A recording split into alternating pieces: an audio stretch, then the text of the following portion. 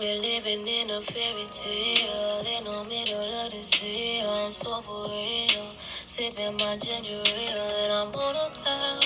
And I am not coming down, I am not coming down as long as you around.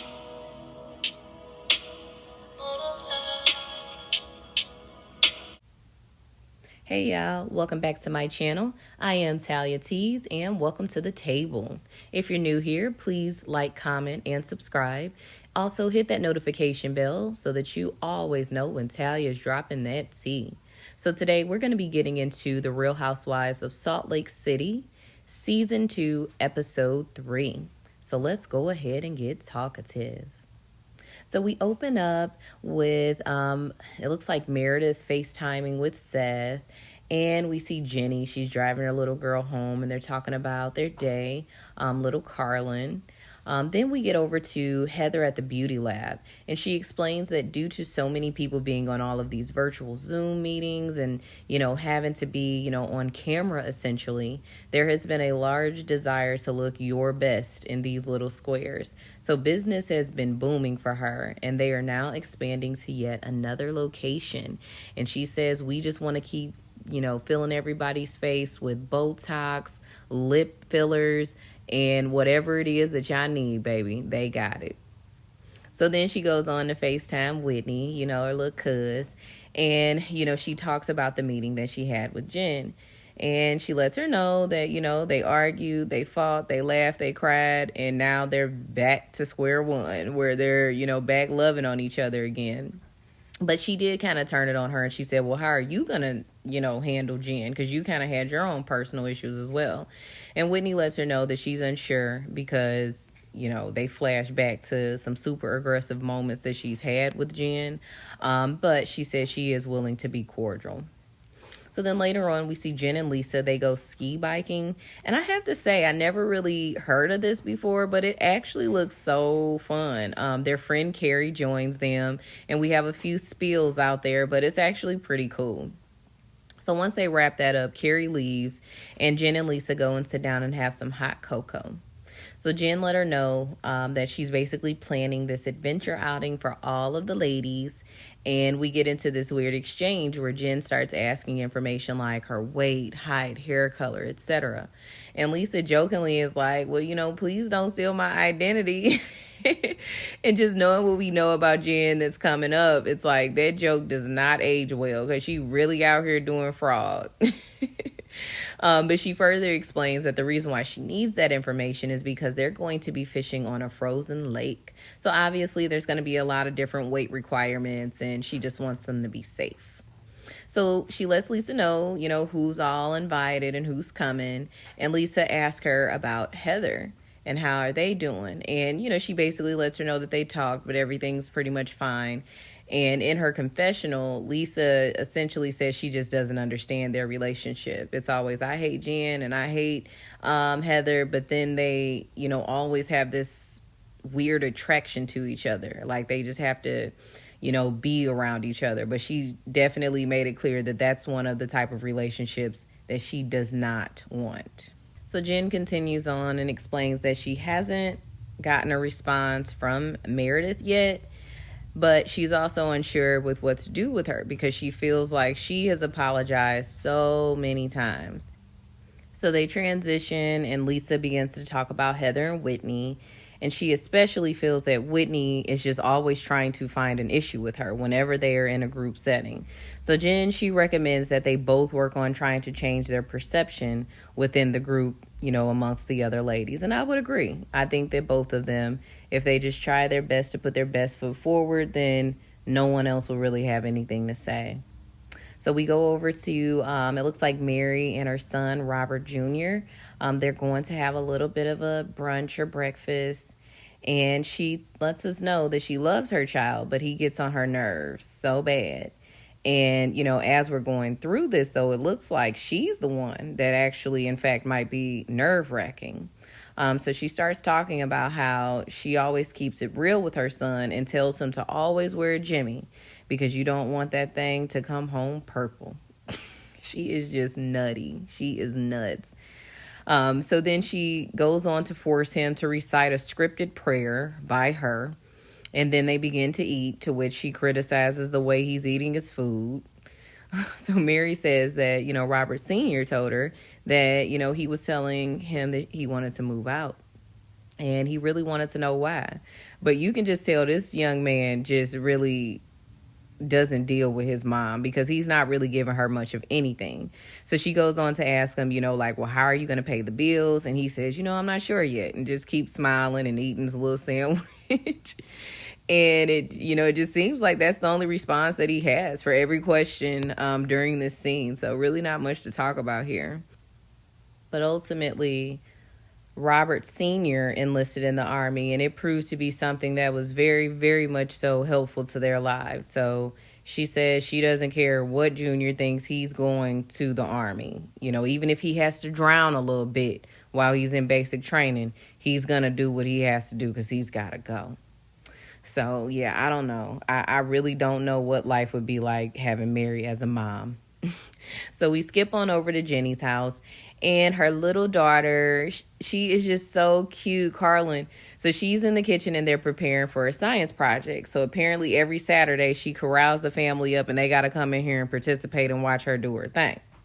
And I got to say, like I said, the dynamic of this family is just so cute. I love how the brothers, even though they're much older than her, they participate. And it doesn't seem like it's begrudgingly. Like, these kids genuinely seem like they like being around each other. And Miss Carlin is definitely running the household, though. And she commands all of their attention. And she's so bright and bubbly. And Carlin's going to be something. Because she's just surrounded by love. It's just so good to see. So as they, kind of move on, her husband talks about how they have really amazing kids. And they do. Because, they in the kitchen cleaning up. And ain't no arguing, ain't no fussing. They in there laughing with each other like grown-ups. So I don't know. I kind of agree. He was like, we need to go ahead and just have some more kids. And at first, I really was like, damn, I don't understand women like this that have these great lives. They got good money, these husbands that love them dearly. They're active and involved, but you want to put limitations on the children. But when she started to explain further all of the risks that are associated with her carrying another child, I totally understand. 9 miscarriages. 3 C-sections. Like, wow. Any medical professional will tell you that, she's probably extremely high risk, and it's probably extremely dangerous to continue to go through that. But at the same time, it is 2021. And if the health concerns are your biggest issues, there are so many ways to still have children without necessarily going the traditional route. Surrogacy is a really big thing. Adoption. There's so many different options. So I'm just starting to feel like it ain't got really nothing to do with the health issues. I just think Jenny just don't want no more kids. Because on the last episode, she was like, think how big my vagina will be. So she's more worried about the the optics of it all, the way she's going to look having to pass another child. So I guess there's more to come on that. So now over at Heather's house, we see her and her beautiful 3 girls. And again, I love their dynamic between her and her girls. I mean, there's so much wisdom. Heather just seems to be doing a really good job with these young ladies. But anywho, the oldest daughter, Ashley, she's getting prepared for her senior showcase night. And this is just going to be another opportunity for her to show off all of her hard work as a drill team captain. Her middle daughter, Georgia, she's also preparing herself for her ballet practice.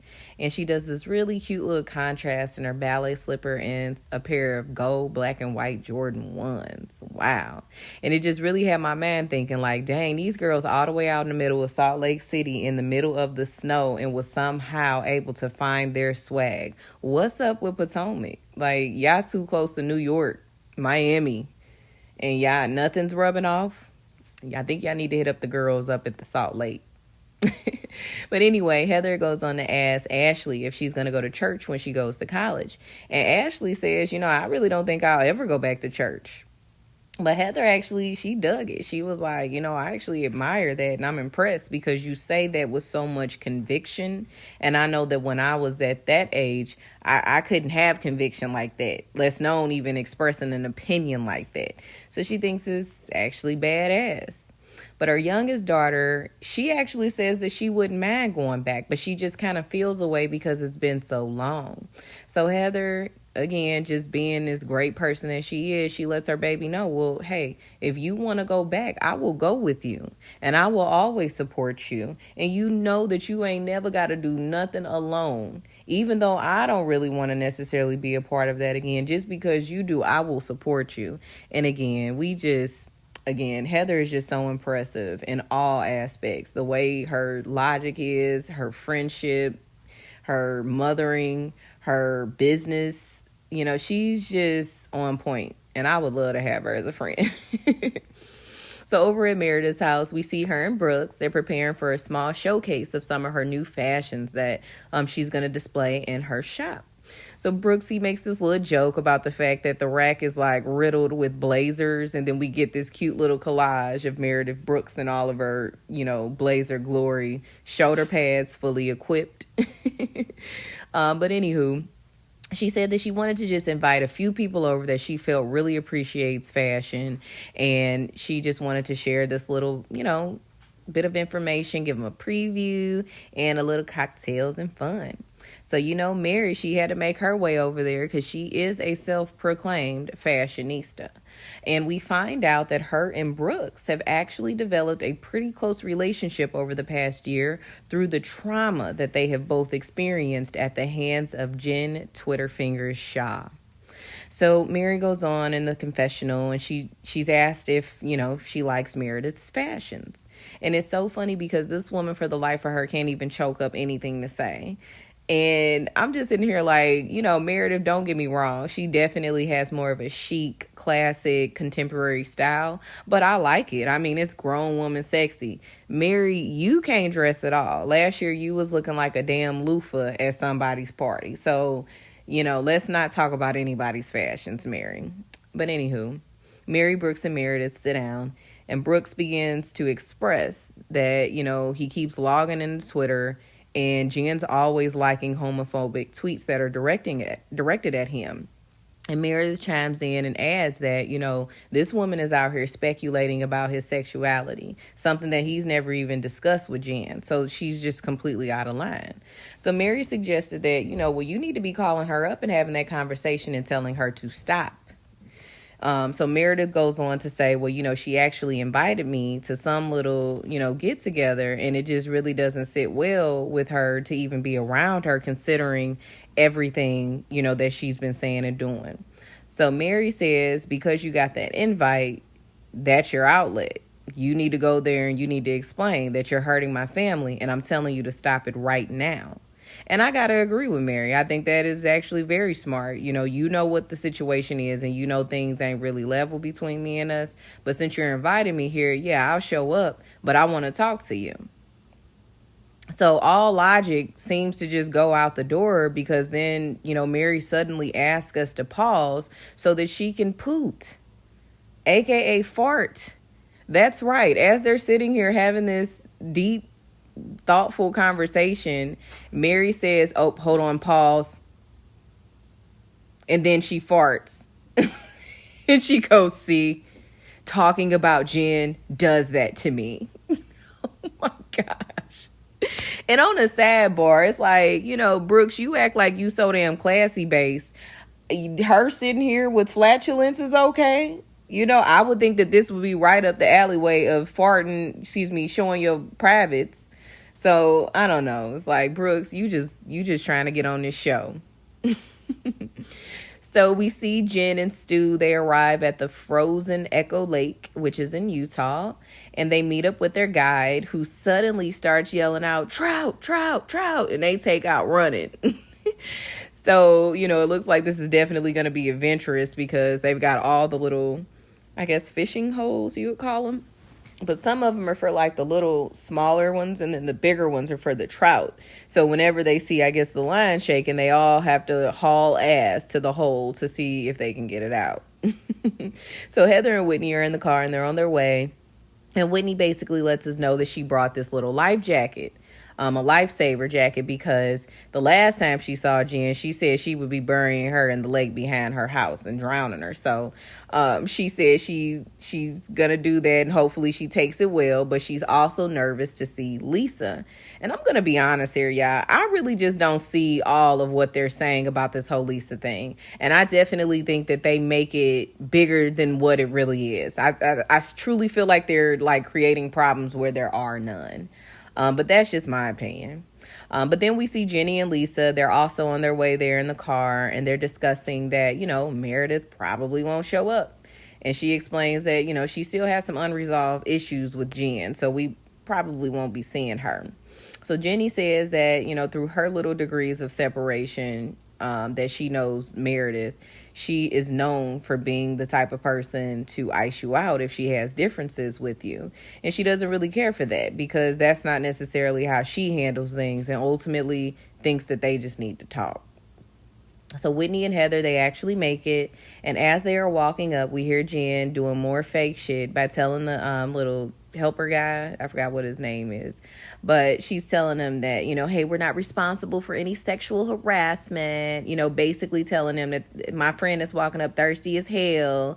And it's just like, girl, you just don't get it. You just don't know how to just stop talking shit about your friends, because this also could be something that could be perceived as hurtful. But anyway, I will say that she did take the joke well with Whitney in the Life Fest, though. And she attributes that to being Zen Jen a la Zen Wendy over there at Potomac. But clearly, neither one of them hoes know the definition of Zen. So Jenny and Lisa, they arrive as well. And Lisa actually gives Whitney a hug. And, we see Whitney looking all crazy because she's like, what? No, she wants to hug me. Normally I'm getting shade. And again, creating issues where there is none. So the ladies, they all get to fishing and they running around yelling trout and whatnot. But we see Miss Meredith, she arrives. So here she is. And, some of the other ladies, they're looking at her and they're like, oh my gosh, she's here. So, Heather and Jenny, they all encourage her, like, you should go ahead and have this conversation with Meredith. So reluctantly, she makes her way over and she tries to excuse Jenny, who's sitting right next to her. And it's, she sits down by her. So, she basically thanks her for stopping by. But Meredith is just like, I just need to cut through the bullshit and let's just go on ahead and get straight to it. I had some apprehension about coming out today.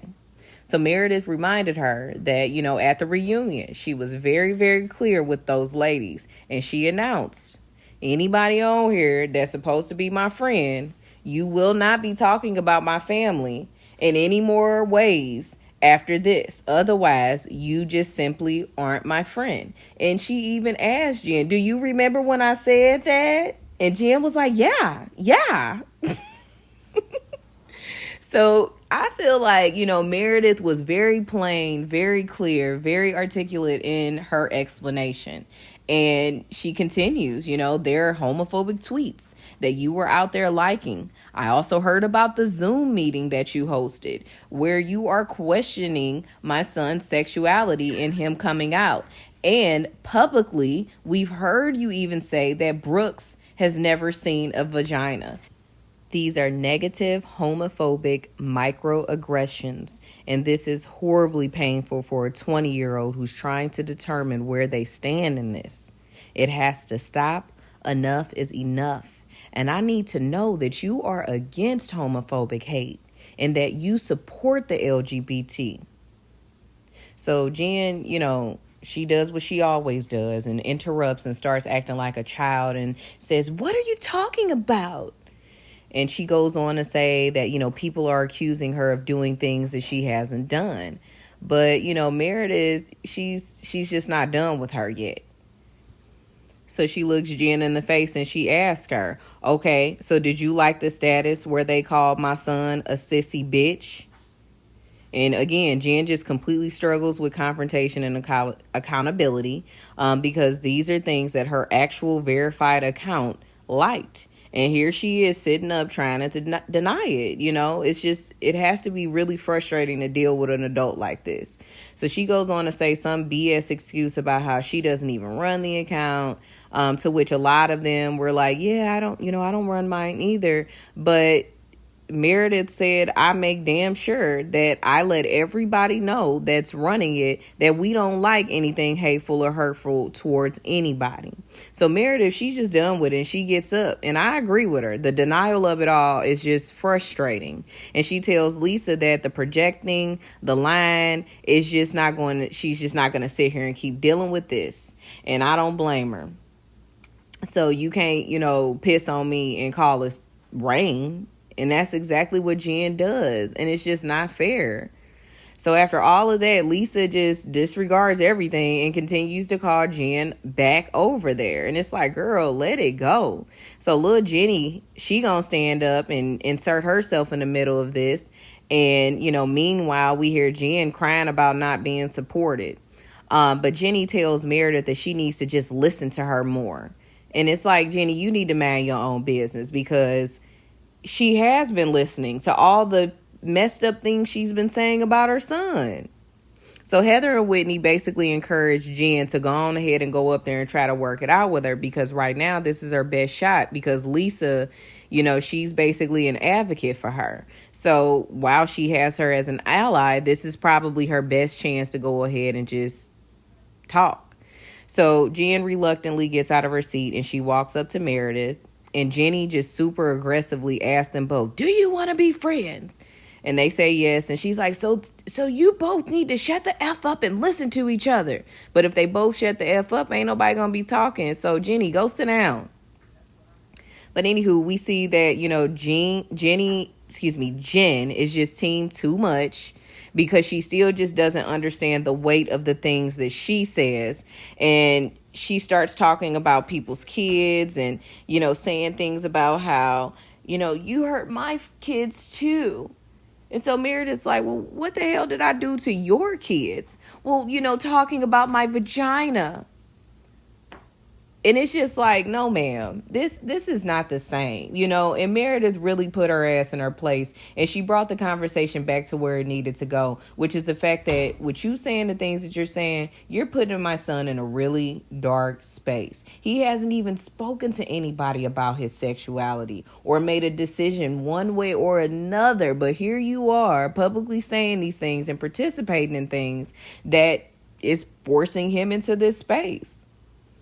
So damn what you talking about with your kids. And she just decides to leave. Meredith is just done because she feels like Jen is just incapable of seeing things outside of herself. It's always just all about her and the hurt that she feels. But it's like, damn, Jen, okay, you talked about this woman's marriage, alluded to the fact that she was messing with another man. Now you online bullying her damn child. I'm trying to figure out, what did Meredith do to you? She has not done anything to you. So in this fight, you don't have a leg to stand on to justify the shit that you do. But anywho, it all ends with Jen crying because she says she just feels like everyone's trying to blame her for every issue on this earth.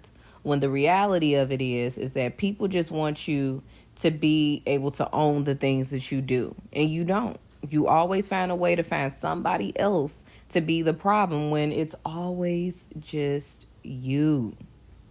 So yeah, talk to me. What y'all think about this? I think that Jen is really creating a space where when all these legal woes and issues come down, it's going to be easy for the people of the cast to separate themselves because you're already, legal issues aside, you're just too much of a headache to deal with.